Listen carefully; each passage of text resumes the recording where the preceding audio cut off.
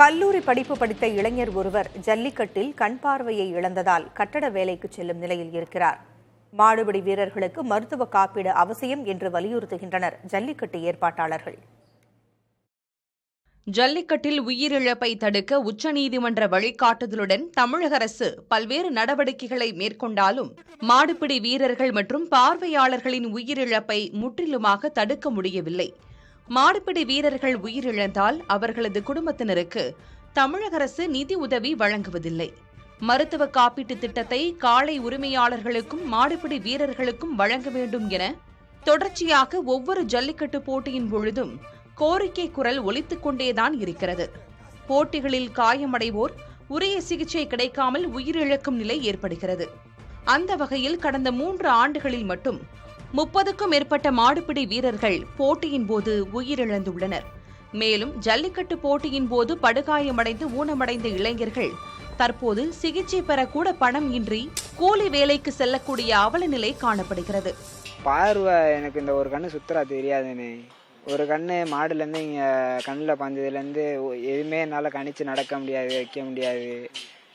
இது தொந்தரவாக தான் இருக்குண்ணே. என்ன வரைக்கும் முடிச்சது அடிபட்டதுலேருந்து எங்கள் அப்பா அம்மா இன்ன வரைக்கும் மாடு பிடிக்கக்கூடாதுன்னு சொல்கிறாங்க. ஏப்போ அப்படி போனேன்னு கேட்டதுக்கு அம்மா இது வீர விளையாட்டுமா, எல்லாரும் போவாங்க, அந்த வீர விளையாட்டு உங்களுக்கு தம்மிக்கதாம்மா விடும்.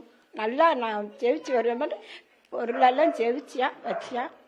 இப்போ அவனுக்கு பள்ளிக்கிடம் போது கட்டடத்து வேலைக்கு அவங்க அப்பா நிமிந்தால் போவார், நானும் அன்றாடு கூட தூக்கி வியாபாரம் பார்ப்போம். மாடுபிடி வீரர்களுக்கு மருத்துவ காப்பீடு அவசியம் என்பதை தொடர்ந்து வலியுறுத்தி வருவதாக தெரிவிக்கிறார் ஜல்லிக்கட்டு செயற்பாட்டாளர் மணி. ஜல்லிக்கட்டுல தொடர்ச்சியாக நம்ம வைக்கக்கூடிய கோரிக்கை இதுவரை செவி சாய்க்கல. இந்த 4 ஆண்டுகளாய் தொடர்ச்சியாக நம்ம சொல்லிட்டு வர காரணம் மருத்துவ காப்பீடு திட்டம். உயிரிழந்தவர்களுக்கு தலா 10 லட்சம் ரூபாய் முதல்வருடைய நிதியிலிருந்து கொடுக்கணும் சொல்லியிருக்கோம். ஆட்டு மந்த கூட்டம் போல எங்களை வழி நடத்துறது பார்க்கும்பொழுது ரொம்ப மனவேதனையா இருக்கு. அதே ஜல்லிக்கட்டில் வாடிவாசலுக்கு அறியாமல் இருக்கக்கூடிய ஒரு 60 மீட்டருக்கு ஆப்போசிட்ல ரெடிமேடு ஐசியூ கேரவனை கொண்டு வந்து நிப்பாட்டணும். உடனடியாக ஒரு 60 மீட்டர்ல ரெடிமேடு கேரவனை, அந்த விஐபி நிக்க வேண்டிய கார் நிக்க வேண்டிய இடத்துல ரெடிமேடு கேரவனை வண்டியை நிப்பாட்டணும்.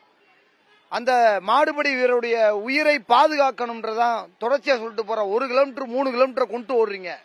இதுகுறித்து ஜல்லிக்கட்டு ஏற்பாட்டாளர்களிடம் கேட்டபோது பிரதமரின் சுரக்ஷா பீமா யோஜனா திட்டத்தின் கீழ் மாடுபிடி வீரர்கள் 2 லட்சம் ரூபாய்க்கான 1 ஆண்டு காப்பீடு வசதியை பெற்றுக்கொள்ள நடவடிக்கை மேற்கொள்ளப்பட்டுள்ளதாக தெரிவித்தனர். புதிய தலைமுறைக்காக ஒளிப்பதிவாளர் குணாவுடன் செய்தியாளர் பிரசன்ன வெங்கடேஷ்.